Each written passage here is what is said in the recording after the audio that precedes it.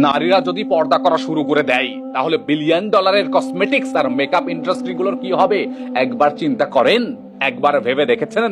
যদি সমাজে বাল্যবিবাহ চালু হয়ে যায়, ছেলে মেয়েদের অল্প বয়সে বিয়ে করা হয়ে যায়, তাহলে বিলিয়ন ডলারের পর্ন ইন্ডাস্ট্রি কি করে হবে, কি করে চলবে, এগুলোর কি হবে আপনি চিন্তা করেছেন? যদি মানুষ সুদ নেওয়া দেওয়া বন্ধ করে দেয় তাহলে বিলিয়ন ট্রিলিয়ন ডলারের পুঁজিবাদী অর্থনীতির কি হবে চিন্তা করেছেন কখনো? কিছু তিক্ত সত্য কথা বলছি আপনাদেরকে। বাংলাদেশের 16 থেকে 20 বছর বয়সী প্রতি 100 জন ছেলের মধ্যে 60 জনই প্রথম ফিজিক্যাল ইন্টারকোর্স করে ফেলেছে।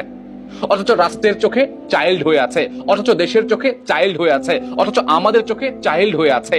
19 বছর বয়সী অবিবাহিত 100 জন নারীর মধ্যে প্রায় 24 জন নিজেকে স্বেচ্ছায় সঁপে দিয়েছে বয়ফ্রেন্ডের কাছে, জাস্ট ফ্রেন্ডের কাছে। এটা কি ফাইজলামি নয়? এটা কি ভয়ঙ্কর কিছু নয়? শহরাঞ্চলের নারীদের মধ্যে এই হার আরো বেশি। 10 জনে 5 জন, সংখ্যাটা ছোট নয় কিন্তু শতকরা 50%। বাংলাদেশের 77% স্কুলগামী শিক্ষার্থী পর্ন অ্যাডিক্টেড হবে না কেন ভাই? স্কুল থেকে শুরু করে ভার্সিটি পর্যন্ত অবাধ যৌনতা।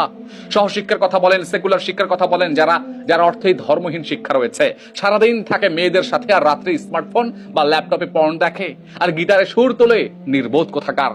যখন ছেলেরা সঠিক দিন বুঝবে, মেয়েরা পর্দায় অভ্যস্ত হয়ে উঠবে, সমাজে আর্লি ম্যারেজ বাধাহীন হবে, ঠিক তখনই তো এই পাশ্চাত্যের যৌনতার পর্নোগ্রাফির সাম্রাজ্য ধসে পড়বে।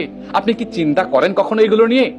প্রায় 100 বিলিয়ন ডলারের সিনেমা, ওয়েব সিরিজ ইন্ডাস্ট্রি, 50% বা 50+ বিলিয়ন ডলারের মিউজিক ইন্ডাস্ট্রি, 170+ বিলিয়ন ডলারের সেক্স ইন্ডাস্ট্রি, 90% ওপর বিলিয়ন ডলারের পর্ন ইন্ডাস্ট্রি, এমনকি ট্রিলিয়ন ডলারের ফ্যাশন টিকে আছে কার উপরে?